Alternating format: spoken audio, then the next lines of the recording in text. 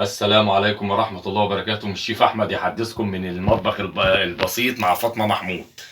معانا كبدة، ومعانا سجق بلدي، ده سجق بلدي يا جماعة، ومعانا ستريبس، ومعانا بصل، معانا طماطم، معانا فلفل، حامي ومعانا وبارد. فلفل أسمر، معانا ملح، معانا دقة اللي هي الثوم اللي هي بتاعت الكبدة اللي هتشوف هنعمل ايه مع بعضينا، ومعانا طاسة فيها مادة دهنية احنا مولعين عليها البوتاجاز اهو حضراتكم. دلوقتي احنا هنعمل ايه؟ هنعمل هاتيلي معلقة يا باشا بعد اذنك. بسم الله الرحمن الرحيم. يعني احنا بنعمل النهارده حاجة مش مختلفة ولا حاجة، يعني هي الواحد زهق من الاكل والله، فانا قلت لها ايه، انا اللي هقدم الوجبة دي وهنعملها مع بعضينا ان شاء الله، ويا رب نكون ايه ضيوف خفاف عليكم. نحط بقى عليهم هنا شويه ملح عشان خاطر البصلايه تدبل معايا على طول. دي تعليم الشيف فاطمه هي اللي قايله لي على حكايه البصله دي عشان تدبل كده. هي الشيف فاطمه ساكته ليه النهارده؟ مش عايزه تسمعني صوتها ليه؟ والله يا شيف احمد تعبانه شويه مش قادره. عشان صايمه؟ لا، ما انا واخده على الصيام اصلا الحمد لله. ماشي. ادي دلوقتي يا جماعه حطينا طاسه، وحطينا ماده دهنيه زيت او زبده او سمنه حسب الرغبه زي ما انت عايزه، وحطينا رشه الملح على البصل عشان البصله ابتدت تدبل معانا اهو. دلوقتي احنا بقى هنعمل ايه؟ دلوقتي هننزل بالسجق اهو. بسم الله الرحمن الرحيم. ما تنسوناش بقى باللايك ويا شيف فاطمه والشير والسبسكرايب وتفعيل الجرس عشان يوصلكم مننا كل جديد، ولو عيلتي عشان عيلتي صغيره تكبر بيكم يا احلى متابعين مشاهدين القناه. انا مش متعود على الصوت الهادي ده والله. دلوقتي هننزل بالسجق، هنديله تشويحه خفيفه مع البصل وهنرجع لكم تاني. وبكده السجق بيتشوح مع البصله، ومعانا طاسه على النار تانية اهي. هنحط مع بعض الستريبس عشان ايه؟ هنحمره. شوف احمد ينزل بيه. بسم الله الرحمن الرحيم. اللهم صل وسلم وبارك عليك يا سيدي يا رسول الله. عليه الصلاه والسلام. احنا الاول الزيت سخن،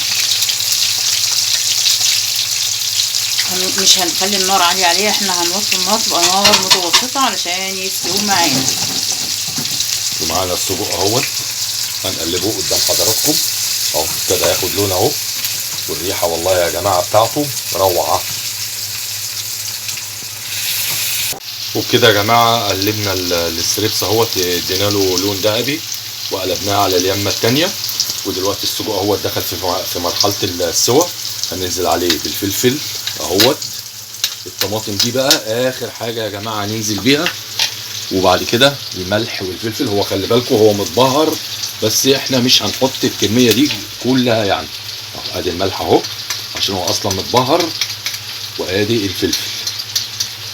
وبعد كده بقى ايه يا جماعه؟ هنقلب مع بعضينا اهو. هنديله تقليبه وهنشوفه مع بعض. وبكده يا حبايبي اتشوح مع الفلفل. دلوقتي هننزل بقى ايه بالطماطم بتاعتنا اهي، ومعانا الستريبس شغال. كانت الاول نار عاليه وبعد كده وطينا عليها علشان تستوي، لانها اساسا مجمده مش فراخ احنا عاملينها، لا احنا جايبينها جاهزه. والشيف احمد بيشوح كده ايه السجق مع الطماطم والفلفل والبصل زي ما انتم شايفين. ان شاء الله الوجبه دي هتعجبكم باذن الله. سندوتشات 100 100 ان شاء الله باذن الله. هنطلع دلوقتي ايه؟ طب ما احنا طلعنا الستريبس، هنشتغل في الكبده بتاعتنا. دي كده الكبده، ودي الدقه اللي احنا هنستخدمها عليها ملح وكمون وشطه وتوم مهروس. وادي الشيف احمد بيقلب الستريبس. انت كل لما تيجي تعملي حاجه تقولي ايه؟ تقليبه وايه؟ او غلوه وايه؟ غلوه والتانيه. ايوه هو ده. فاحنا دلوقتي بقى نخلصهم ونرجع نقلي مع بعض الكبده. وبكده زي ما انتم شايفين الشيف احمد هيطلع الستريبس لا مش كده بقى يا شيف احمد، مش تشكوا بالشوكه كده عشان اوريهولهم بس اللي هو استوى على الجنبين اهو.